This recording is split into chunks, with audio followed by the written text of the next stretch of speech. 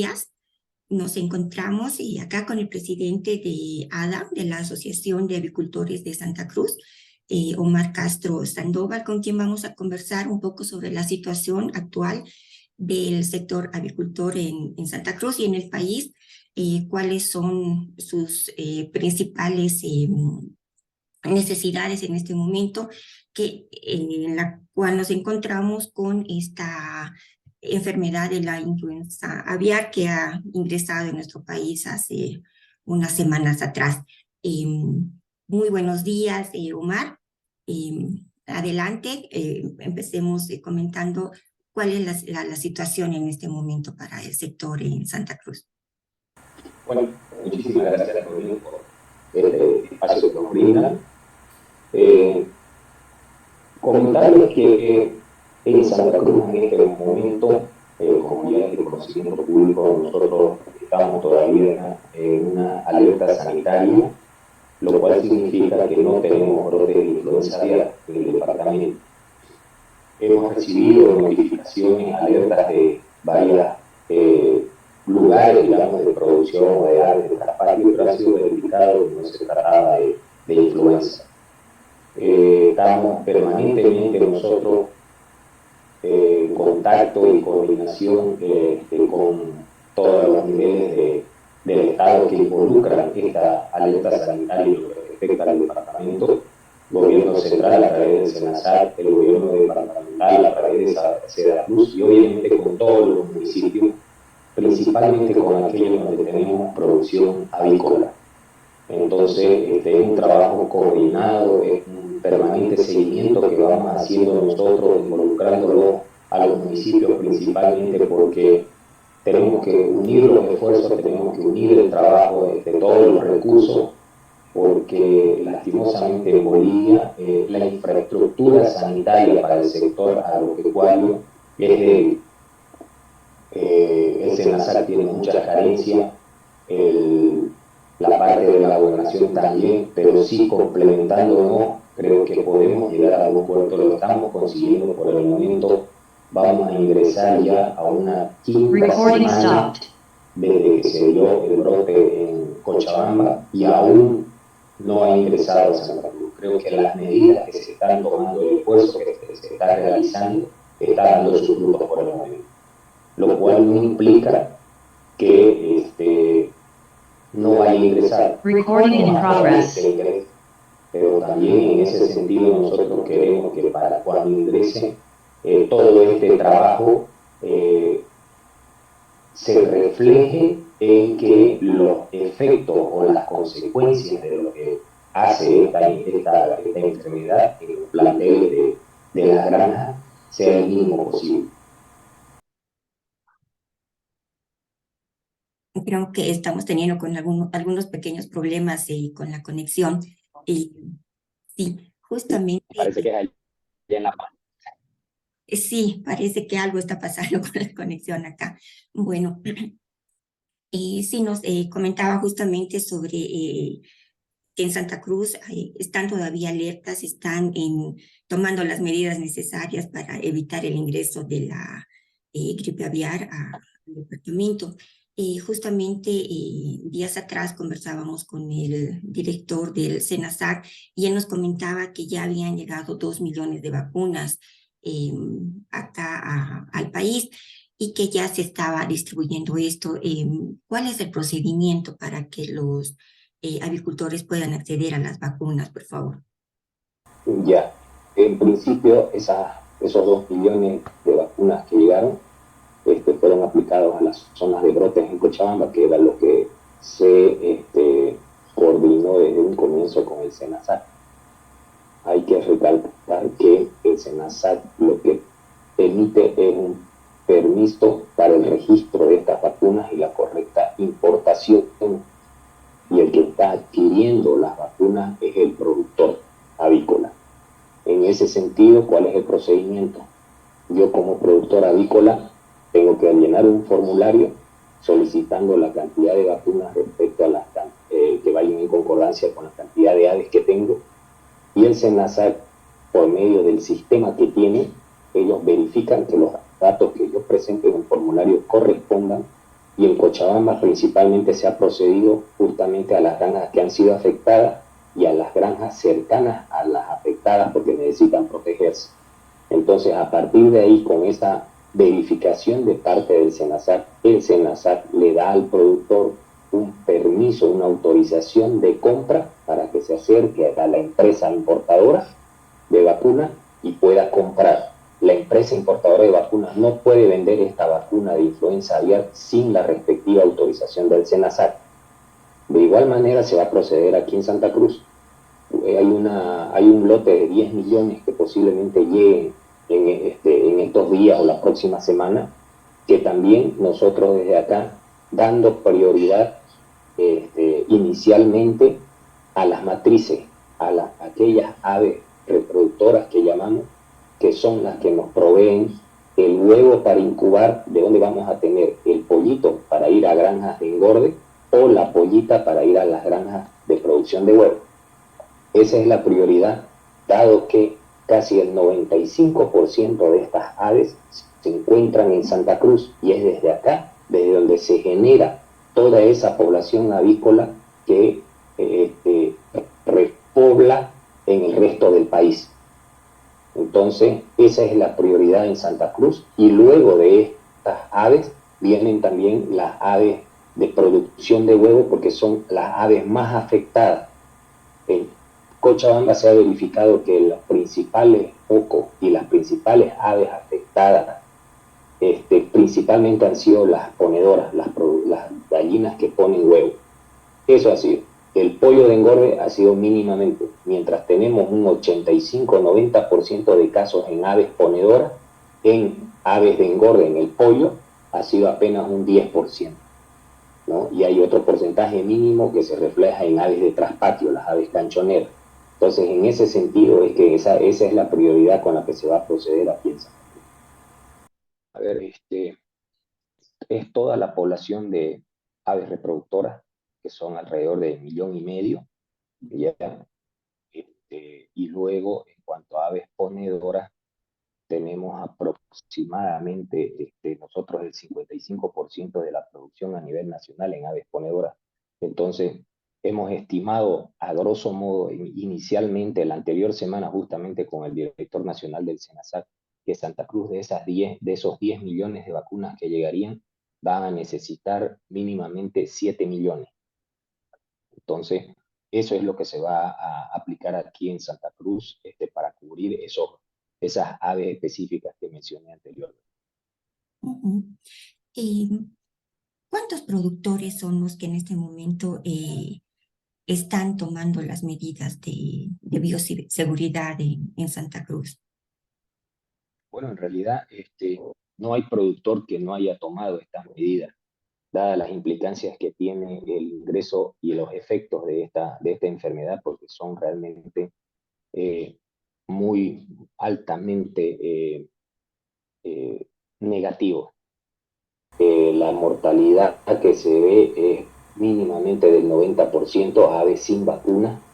Entonces, es una preocupación mayor en el sector que nos involucra a todos, desde los productores, principalmente porque tenemos que proteger nuestras granjas del ingreso de aves silvestres, tenemos que reducir al mínimo el ingreso de personas ajenas a la granja o solamente al personal autorizado y también con frecuencias mínimas solamente para lo indispensable y necesario. Igual el flujo de vehículos, tenemos que velar también por la limpieza dentro de la granja. Entonces, todos los productores en realidad están asumiendo esto en este momento y esperamos nosotros también la misma responsabilidad y conciencia de ello, de que el momento de que tengan algún evento de elevada mortalidad en su granja sea notificado inmediatamente al SENASAC para que se tomen todos los recaudos posibles, las acciones inmediatas y evitar que, de darse el caso de que fuese positivo, se propague a otras granjas. ¿Se ha estimado más o menos en cuánto tiempo se puede lograr salir de esta enfermedad y que Bolivia nuevamente vuelva a ser un país libre de influenza aviar y esto también permita tal vez retomar los planes de exportación? Mire, ¿en qué tiempo se puede quedar nuevamente libre de influenza? Es algo que no podemos realmente establecer. Eso sí, todo el trabajo que se está realizando, la forma, el cronograma de trabajo, todo esto viene también en parte y es muy similar a algo que ya estábamos trabajando antes, que es el tema del programa de control y erradicación de Newcastle, que quedó truncado ante el ingreso de influenza, digamos, ya pasó a un segundo plano, pero en sí, la forma de trabajo, qué es lo que se debe hacer, qué es lo que se tiene que tener en cuenta, y todo esto es muy similar a lo de la influenza. Entonces, dado que ya con el programa de Newcastle veníamos y teníamos un cierto nivel de coordinación con todos los niveles de Estado y con todas las instituciones sanitarias del país o del departamento, entonces esperamos nosotros que podamos vencer esta etapa y poder quedar libres. Pero, ¿cuál es el tema acá? Resulta que esta enfermedad es recurrente y es estacional.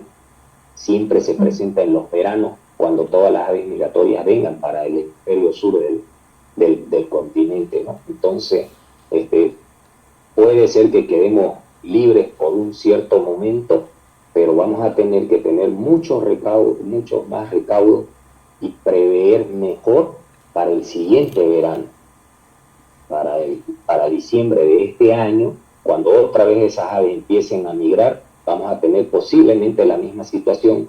Entonces yo creo que toda esta experiencia va a enriquecer al sistema sanitario del país en general, para poder abordar ya esto año a año, porque eso es lo que se da en los otros países, en Estados Unidos, México, en todo es estacional, cada verano se da esta situación.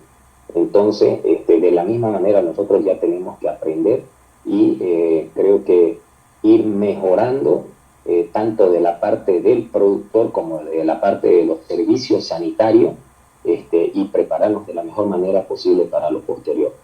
¿Cuánto demorará? No podemos decir esto, porque también va en función a la disponibilidad de vacunas que tengamos, que hoy en día, sobre todo desde Sudamérica, hay una gran demanda por todos los casos que se han dado en Colombia, Ecuador y Perú principalmente, y ahora en la Argentina también, ¿no? Y Bolivia, en relación a los otros países, ¿cómo está enfrentando el tema de la influenza aviar? Bueno, son Si hacemos un procedimientos. ranking, ¿cómo estamos los bolivianos? No podría decirle, porque tendría que vivir muy de cerca también, y tener los datos a cabalidad de lo que se ha realizado en Perú, de lo que se ha realizado en Ecuador, en Colombia, digamos, ¿no? Entonces, y además, desde lo que es la OMSA, que es la Organización Mundial de Sanidad Avícola, hay ciertos parámetros, ciertos estándares que hay que seguir. Entonces, este tema de bioseguridad, de procedimientos, ya son procedimientos y estándares internacionales que se siguen en todos los países. Ahora, hay que recalcar acá que, por ejemplo, en Ecuador, ellos tuvieron un brote en el mes de noviembre y otro en el mes de enero. Y a mitad de febrero más o menos, ellos recién aprobaron el uso de vacunas. Después de 2 meses y medio, 3 meses, obviamente es un procedimiento que hay que seguir, ¿no? También para el registro de las vacunas. Aquí en Bolivia, desde el día del primer brote hasta que se registraron las primeras vacunas, pasaron alrededor de un mes, mes y medio. ¿Y esto debido a qué? Porque se trabajó y se insistió desde la parte privada, o sea, desde la parte del productor avícola, en que se acelere este mecanismo de registro, justamente por la precariedad que hay acá en el sistema sanitario, ¿no? No tenemos mucho personal, no tenemos recursos económicos para hacer un monitoreo, rastrillaje, una vigilancia permanente de los casos, y en ese sentido es lo que vimos que una herramienta más que podíamos usar era la vacuna, y en ese sentido se estuvo insistiendo también justamente para evitar que la disponibilidad de vacunas vaya mermando en función a que otros países vayan generando esa demanda también, ¿no? Entonces creo que eh, ha sido oportuno el momento en que eh, se habilitó la importación de vacunas.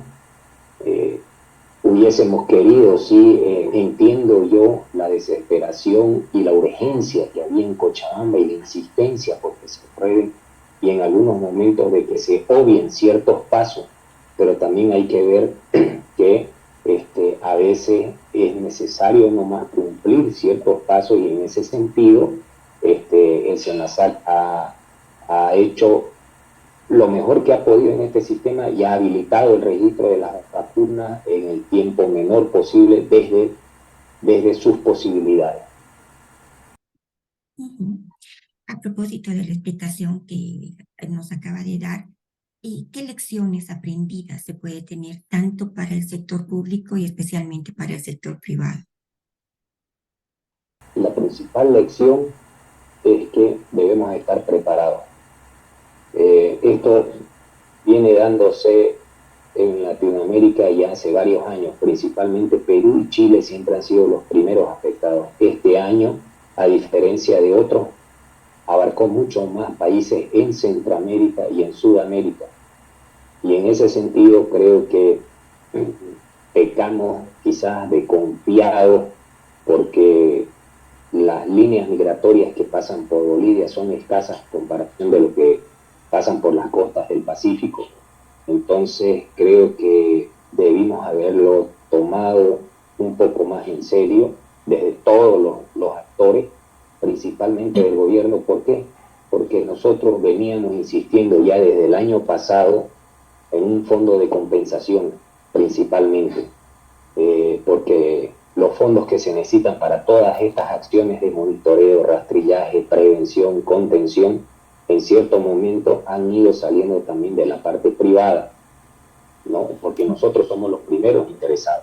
Pero el fondo de compensación apuntaba a que justamente el agricultor se sienta respaldado por este fondo, de tal manera que ante el evento en mi granja yo pueda notificar inmediatamente, sabiendo que la consecuencia era la eliminación de todas mis aves, pero con un fondo de compensación en el cual yo voy a recuperar mi capital invertido.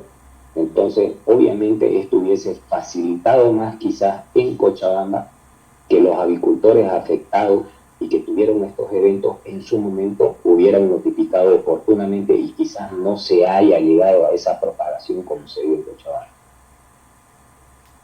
De parte del sector público, pues es un tema recurrente. Hemos pedido nosotros siempre recursos, que el SENASAC disponga de recursos humanos, disponga de recursos económicos.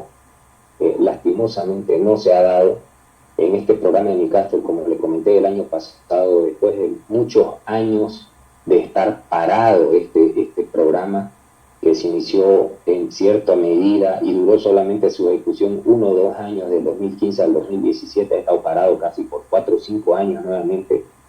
Logramos nuevamente presentar al gobierno con el SENASAC justamente un nuevo programa ya adecuado a la realidad, ¿no? Entonces ahí demoró mucho en la aprobación de este programa con los recursos, pero cuando ya teníamos el visto bueno para la aprobación del programa y estaban viendo el tema de recursos, surge esto de la influenza. Entonces el gobierno tiene que tomar muy en serio al sector avícola y a sus necesidades.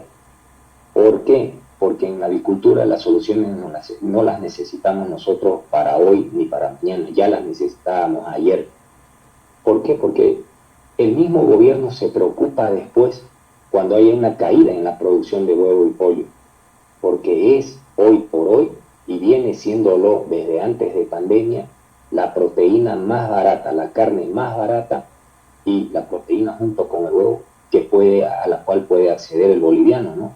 Entonces, creo que es un descuido que el gobierno no se puede dar el lujo de cometerlo de nuevo, de dejar y postergar las necesidades del sector avícola, y ojalá que de aquí en adelante hemos tenido mucha coordinación, sí, mucha comunicación con los diferentes niveles de Estado en este tema de la influenza aviar en esta época, pero esperemos que esto se mantenga para adelante y realmente podamos trabajar como lo estamos trabajando hoy, con errores, con pequeñas descoordinaciones, sí, pero es mejor, mucho mejor a lo que teníamos antes.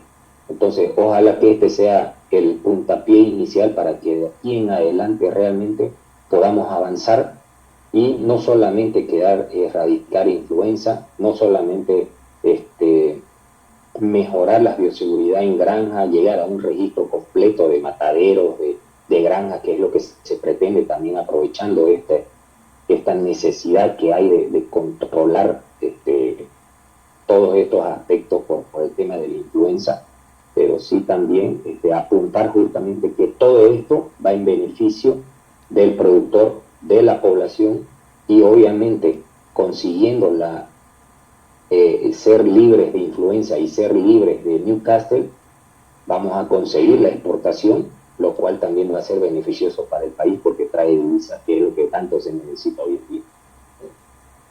Realmente la coordinación con el sector público es importantísimo, pero no solamente con el tema de la influenza aviar. El sector también está con algunas otras necesidades que necesitan de mejor coordinación con el gobierno. Hablamos del tema del maíz. ¿Podríamos mencionar cuál es la situación en este momento? Correcto, usted ha tocado otro tema muy preocupante para nosotros, que es la provisión justamente de insumos y en especial maíz. ¿Qué es lo que pasa? Este, Ese es el nivel de coordinación que necesitamos nosotros con el gobierno, porque si bien en su momento y quizá dada las circunstancias justificó el tema de la creación de MAPA para abastecer a los productores avícolas, y no solo avícolas, sino al sector pecuario con maíz subvencionado, resulta que a lo largo de los años que tiene de vida EMAPA, ha demostrado más bien que hoy por hoy es contraproducente y es una competencia para nosotros que también necesitamos comprar grano.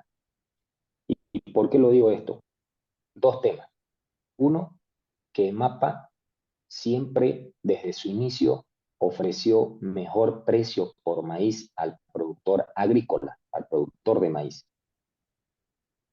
Y no importa qué año y en qué momento, siempre estaba ofreciendo un precio mayor, el cual el productor avícola o el productor pecuario no podía pagar. Entonces es una competencia al momento de adquirir granos y ellos hacían que se suba el precio del maíz. Durante un buen tiempo funcionó porque mal que mal, en MAPA, con ciertas limitaciones, abastecía en cierta medida a todos los rangos de productores, pequeños, medianos y grandes. ¿Ya? ¿Cuánto abastecía? Un 30% de la demanda nacional, pero distribuido entre todos estos niveles o escalas de producción. De un tiempo a esta parte, en estos últimos 2 años, ellos se han concentrado nada más en limitar la venta de maíz al pequeño productor, lo cual no está mal, no está mal. Pero mientras yo no, este sector de producción, que es el 20% de la avicultura nacional, ¿ya? Es el que recibe este maíz subvencionado, pero ¿a costa de qué? A costa de que en MAPA esté ofreciendo 100, 110 bolivianos en desmedro de todos los avicultores que producen el 80% de la producción nacional.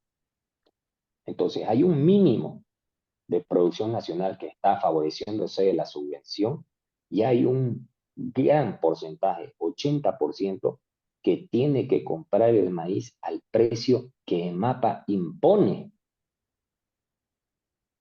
Entonces, esto es completamente contraproducente para todos estos productores que cubren el 80% de la producción nacional. Por un lado. Por otro lado, EMAPA siempre desde la primera vez cuando subió el precio a 85 y después lo subió a 100, siempre ha argumentado de que en esos momentos ese era el precio en el mercado tradicional, aproximadamente, siempre ellos pero ofrecen 5 o 10 bolivianos más. El problema pasa esto, EMAPA para hacer un precio de oferta de compra de maíz debería tener un histórico a lo largo del año, porque ellos van y determinan este precio que van a pagar en un momento en que históricamente los precios de maíz siempre son altos, que son los meses de diciembre y enero. Históricamente, cuando teníamos un promedio de maíz a 50 bolivianos, históricamente diciembre y enero lo teníamos a 60, 65. Y así ha ido subiendo, acompañando, siempre. Cuando teníamos un maíz a 70 bolivianos, normalmente los meses de diciembre y enero teníamos que comprar hasta 85. Y es en ese momento del precio más alto que ellos sacan la fotografía y en función a eso determinan, ¿no? Y otro tema, ellos dicen que aplican este mecanismo también de ofrecer más para incentivar la siembra de maíz. Resulta que todos estos años, estos incrementos en sus precios de compra de maíz de EMAPA, los han hecho públicos normalmente entre los meses de febrero y marzo, cuando la siembra gruesa de maíz se da ya terminado casi la siembra y ellos recién salen con un precio supuestamente de expectativa para incentivar al productor, pero ya la siembra pasó. Ellos deberían hacerle en todo caso una oferta en los meses de agosto, septiembre, a más tardar ellos ya deberían tener un precio para que se incentive realmente la siembra, porque también hay que dejar claro que en los últimos años, en los últimos 5 años, pese a la inclusión de EMAPA en el mercado, tanto de compra de maíz, esos precios, y siempre más maíz, más bien ido al contrario. Las áreas de siembra de maíz han ido disminuyendo año a año, de 220.000 que teníamos hace 5 años hasta 105.000 que llegan o sea, es considerable lo que se ha. Obviamente eso genera un déficit en lo que respecta a cubrir nuestra demanda. Y justamente esta situación, ya, cuánto se debería producir el grano, cuánto se debería generar de apoyo al sector agricultor. Podría mencionar esto que seguramente ya se ha tratado en varias reuniones también. Mire, de la parte de insumos, pues, nosotros necesitamos pasar de esas 150.000 hectáreas anuales, necesitamos pasar al doble para cubrir mínimamente la demanda nacional. Ya el sector agricultor lo manifestó, ellos necesitan el uso de biotecnología. En todos lados se está usando y no podemos quedar al margen, no podemos perder competitividad en las exportaciones de estos granos frente a otros países vecinos que ya la aplican y ya han rebasado en crece lo que viene a ser los niveles de exportación que ellos tienen con referencia a los de Bolivia, y eso simplemente un punto de comparación, no Argentina, Paraguay. Paraguay hoy por hoy su volumen de exportación es 7 a 8 veces más que el de Bolivia, y ellos tienen menos área agrícola, ellos tienen menos condiciones en cuanto a agua, lluvia y todo eso. Entonces no puede ser que nosotros quedemos rezagados a nivel Latinoamérica. El tema de biotecnología no solamente pasa por un tema de tener una semilla que pueda resistir sequía, ¿no?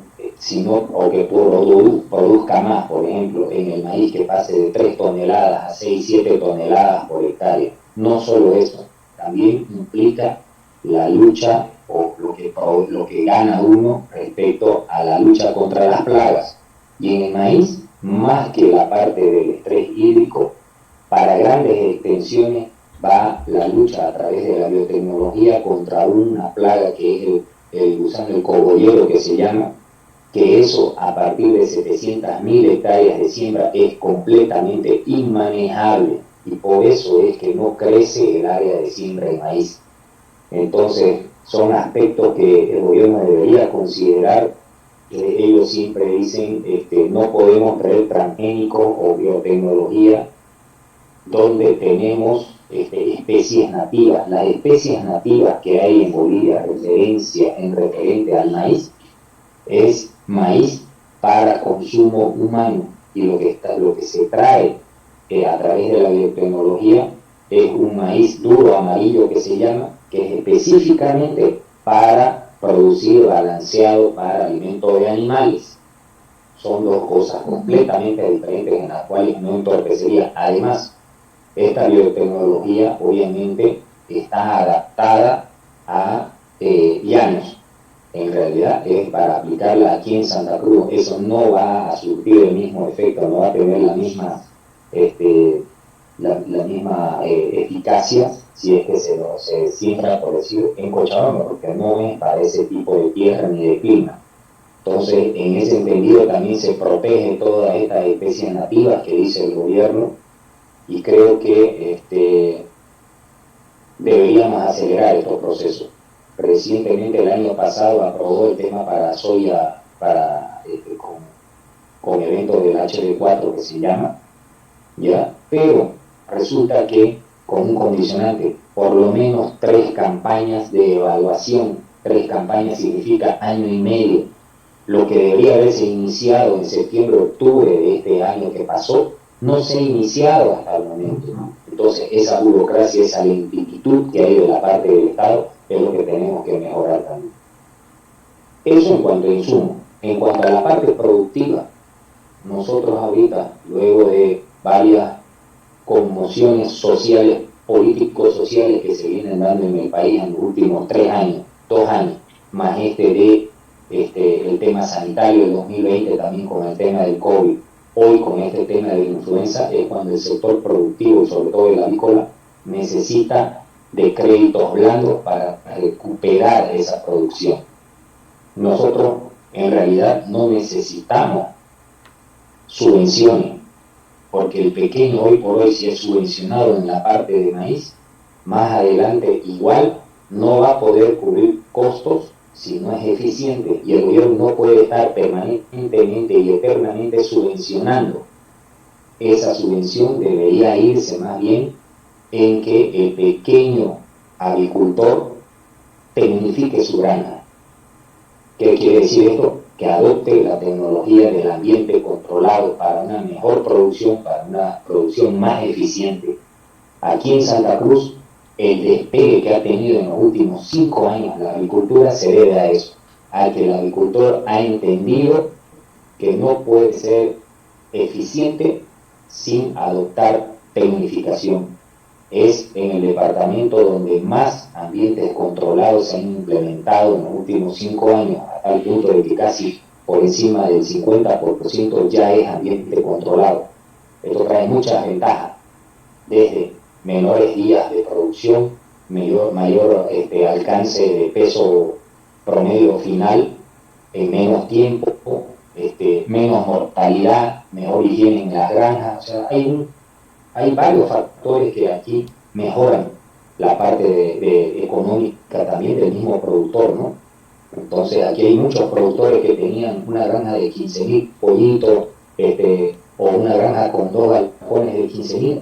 Ellos han agarrado, han tumbado esas granjas, esos galpones, y directamente han puesto un galpón de ambiente controlado para 30.000, justamente buscando esa eficiencia. Además que aquí el clima lo exige, ¿no? Entonces, todos estos aspectos yo creo que deberíamos considerarlo, y como yo digo, todo pasa por la apertura que tenga el gobierno para escucharnos y sentarnos realmente, porque es muy difícil desde La Paz tomar decisiones para un sector que no conoce. ¿no? Entonces, creo que esta transparencia en cuanto a demostrarles realmente y mostrarles cómo es el sector avícola no se puede dar si es que no hay la apertura desde el gobierno y realmente la voluntad de que ellos tengan para trabajar conjuntamente en mejorar este sector, y obviamente eso va a repercutir en la población, ¿no? En el acceso a quizás a mejores precios, más cantidades, todo esto respecto a lo que es producción de pollo y huevo. Y ha generado cosas, aspectos muy positivos respecto al trabajo que están realizando los agricultores en Santa Cruz.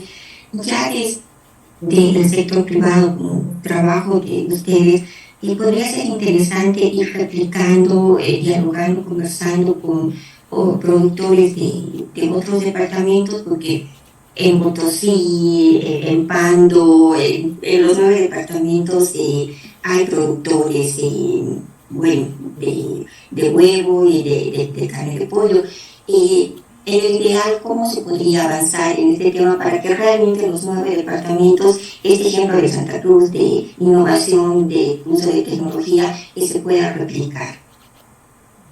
Mire, nosotros formamos parte de la Asociación Nacional de Agricultores, en la cual están varios, pero no todos los departamentos.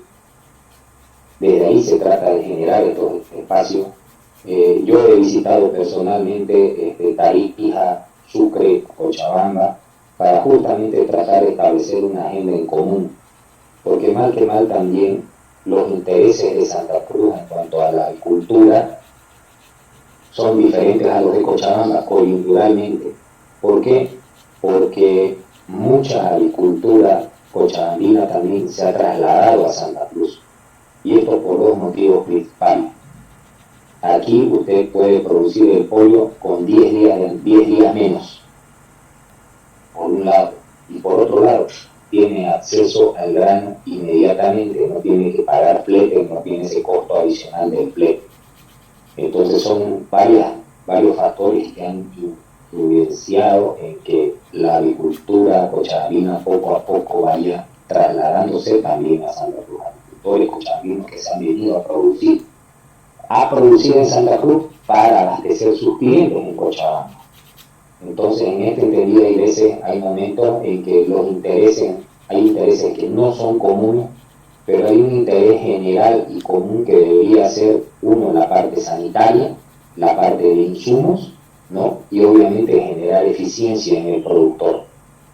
Y en ese sentido, ojalá, pasado esta coyuntura, podamos sentarnos nuevamente y poder abordar una agenda nacional que no solamente pasa por estos 3 temas, sino también pasa por generar el espacio ideal para llegar a exportar, que eso es también lo que va a ayudar a que la agricultura siga creciendo y obviamente estos excedentes puedan ser exportados.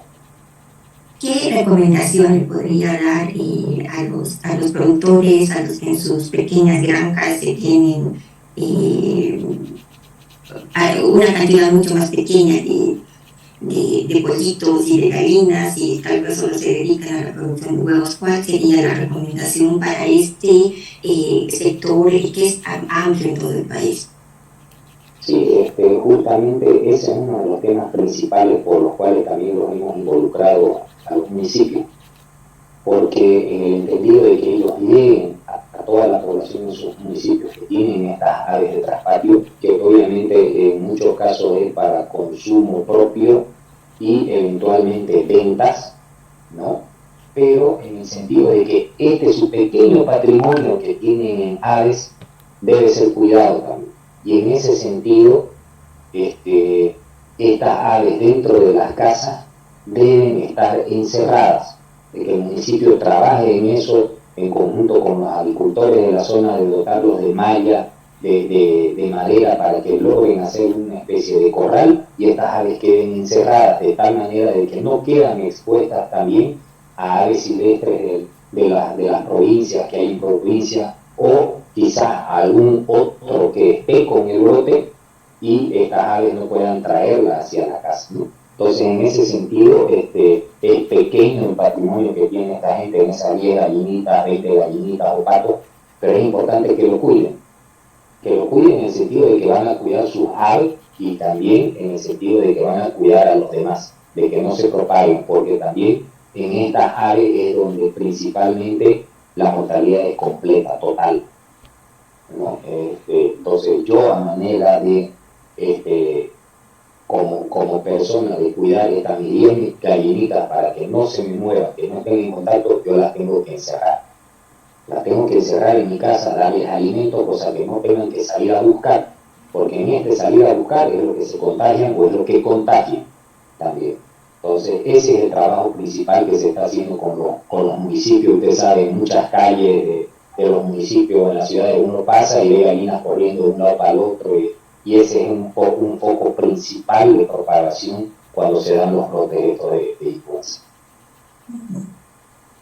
Bueno, ya un poquito en la recta final, ¿cuál sería la recomendación en este momento a los productores para enfrentar la situación actual y qué perspectivas hay para el sector agricultor, por lo menos para estos próximos 6 meses? Mira, las recomendaciones principales son las que hemos estado dando, ¿no? Han mejorado su medidas de seguridad, sí, no descuidar la aplicación de los filtros que se llaman para el ingreso de personas a las granjas de vehículos, restringir este flujo de personas y vehículos realmente a lo mínimo indispensable. Tienen que hacer, usted tiene dentro de esta actividad una mortalidad diaria normal dentro de su granja. Se le mueren 2, 3 pollos por día, dependiendo de la cantidad de aves que uno tiene, hay un porcentaje mínimo que siempre muere día a día, hay una mortalidad diaria. Tienen que hacer la correcta disposición de estas aves muertas que dentro del reglamento para granjas establece cómo hacer la eliminación y la disposición final de estas aves. Tienen que agarrar, trabajar para aquellas ranas que ya sacaron todas sus aves, hacer un tratamiento correcto del guano, de la cama, de la gallinaza que queda, ¿no? Para que esto no sea también un medio de propagación, no solamente de influenza, sino de cualquier otra enfermedad que se pueda dar. Esto siempre debió haber sido así, ¿no? O sea, estas medidas de bioseguridad en sí siempre han acompañado a la agricultura, siempre han estado ahí. Lo que pasa es que obviamente uno a veces descuida ciertos puntos, pero hoy más que nunca no hay que descuidarlos ninguno. Eso por un lado. Y por otro lado, apelar a la conciencia, a la responsabilidad de cada agricultor de realmente notificar oportunamente. Sé que hay mucho por este tema de que no tenemos el fondo de compensación. Sé que hay muchos que recurren a tratar tras que tienen un brote o alguna enfermedad, sí, no solamente influenza, en otras ocasiones también se da a veces, que tienen un brote de cierta enfermedad y tratan de deshacerse lo más rápido posible, de vender lo más rápido posible de su pollo que todavía no está afectado para que recuperar algo. Esta enfermedad es altamente contagiosa entre aves, entonces necesitamos nosotros la responsabilidad y conciencia del agricultor de que realmente notifique inmediatamente al SENASAT para, dentro de lo posible, ojalá sea contenido solo dentro de esa granja y no contamine ni se propague hacia sus agricultores vecinos, ¿no? Entonces, esa es la principal recomendación en este momento. Y bueno, ojalá que logremos todavía lo que estamos logrando en Santa Cruz, mantenernos libres aún de influenza. Bueno, y hoy también debemos mencionar que es el Día Internacional de la Mujer y también hay muchas mujeres que son productoras, que son agricultoras. ¿Algún mensaje para ellas, por favor, en este día? Pero por supuesto, felicitarlas primeramente por el hecho de ser mujer, por el hecho de que le ponen el hombro al país, al sector. Como usted bien menciona, hay muchas mujeres involucradas a la cabeza y al mando de unidades productivas avícolas, y en ese sentido, la capacidad nunca ha estado en discusión.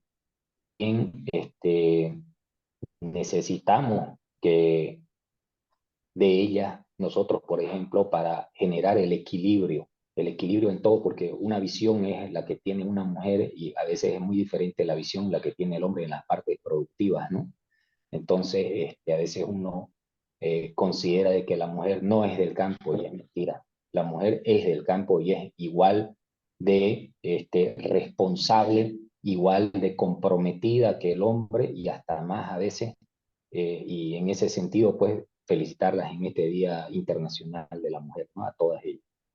Muchísimas gracias. Hemos conversado con el presidente de ADA, con Omar Castro, y esperemos, como él señala, que Bolivia esté pronto libre de la influenza aviar y bueno, pues podamos tener una mejor y una mayor producción de alimentos desde el sector avicultor. Muchísimas gracias.